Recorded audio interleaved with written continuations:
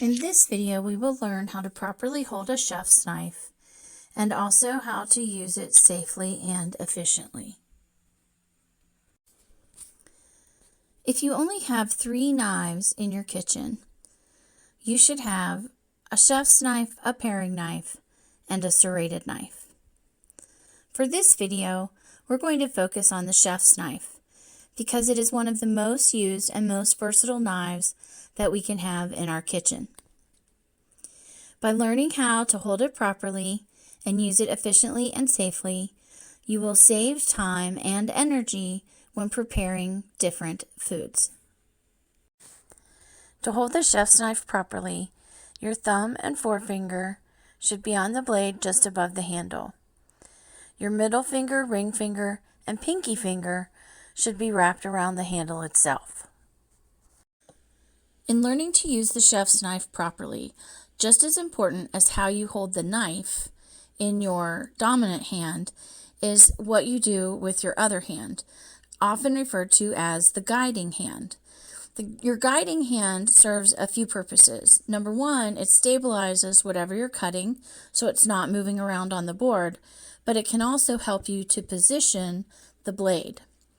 It's important to be safe when you're cutting, and so your guiding hand should be like a claw that is resting on top of the food that you're cutting.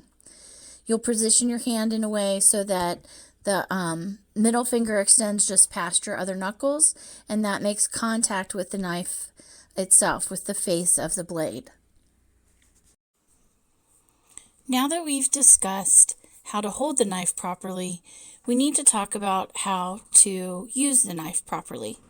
And when you're using a chef's knife, you should be cutting with basically a rocking motion.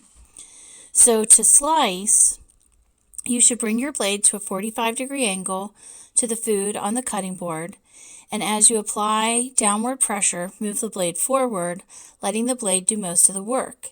This should allow it to glide through the object that you are cutting with ease, and then you repeat the process, which creates a rocking motion.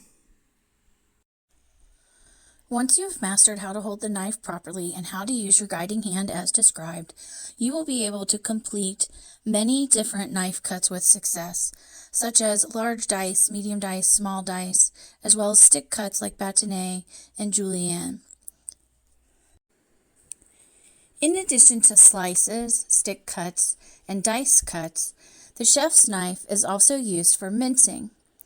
Mincing is the process of chopping food into very fine pieces.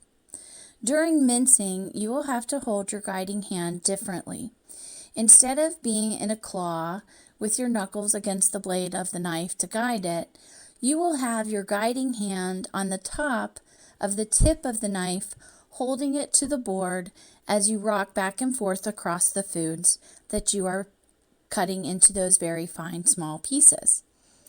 Occasionally, the food will spread out as you are mincing, and you will need to push the food back into a neat pile to continue to mince.